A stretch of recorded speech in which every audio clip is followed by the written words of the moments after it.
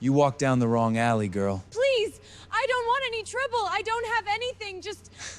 Funny, they always say that. Help! Somebody help me! Episode 4. This is a horrible movie.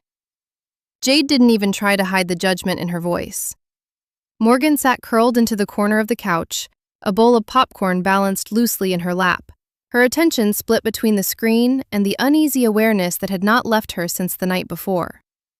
Across from her, Jade had made herself entirely at home, one leg tucked beneath her, the other stretched out across the cushion as if she had always belonged there. If she doesn't fight back, Jade continued, not looking away from the screen, I'm officially done. Like, at some point you have to respect natural selection. Morgan let out a small laugh. You'd leave me? I would absolutely leave you, Jade said. I'd be halfway down the street before the man even finished the dramatic reveal.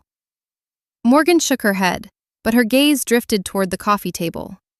The pen sat there, burgundy, placed, unmistakable. Jade followed her line of sight. She leaned forward slightly. Oh my God! A beat, then, is that the haunted pen? Morgan didn't answer. Jade reached for it anyway. Well, she said lightly, we're not just going to leave that sitting there like it didn't follow you home from your horror movie life. Jade! Too late. She picked it up.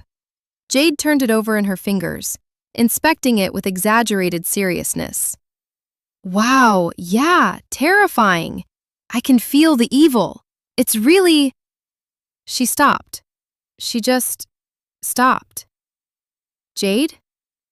No response. Morgan leaned forward slightly. Jade! Jade's eyes shifted.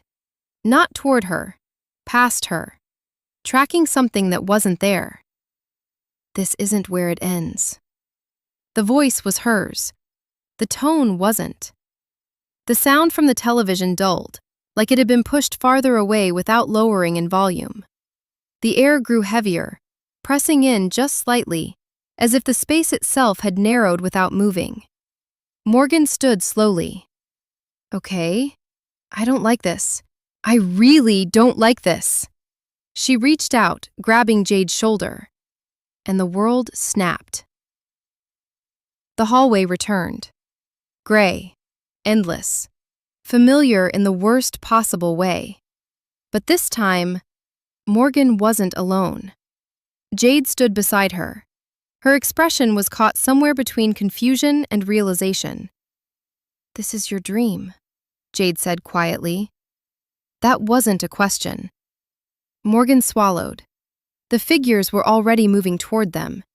And then, Morgan noticed something new. Doors, set into the walls of the hallway. 1, 2, more. 9 in total. Some partially hidden behind the approaching figures. The doors are new, Morgan said, her voice low. Jade didn't take her eyes off them. Morgan, there were 9 paths in my dream. A beat. Did our dreams just merge? The figures kept moving, closer, and then, the one in front slowed. The blur of his face cleared. Recognition hit like impact. The man, from the store, from the subway, from the bookstore. He had always been here. Morgan's breath caught. Jade shifted slightly closer to her. Oh, good, she muttered. Your stalker followed us into the nightmare. That's comforting. Then quieter. Morgan, I know.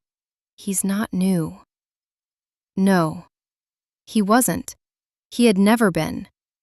The man stopped a few steps away. He looked at Morgan.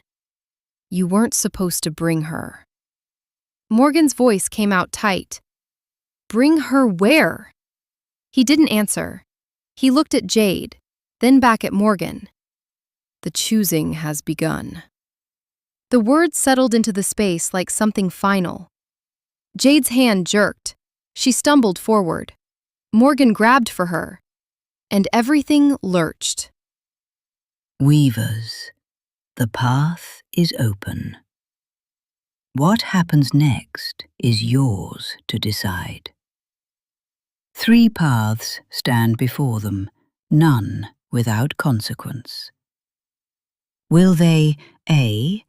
Escape what has taken hold, B. Ask what the choosing demands, C. Step forward and let the path take shape. Choose carefully. Weave responsibly.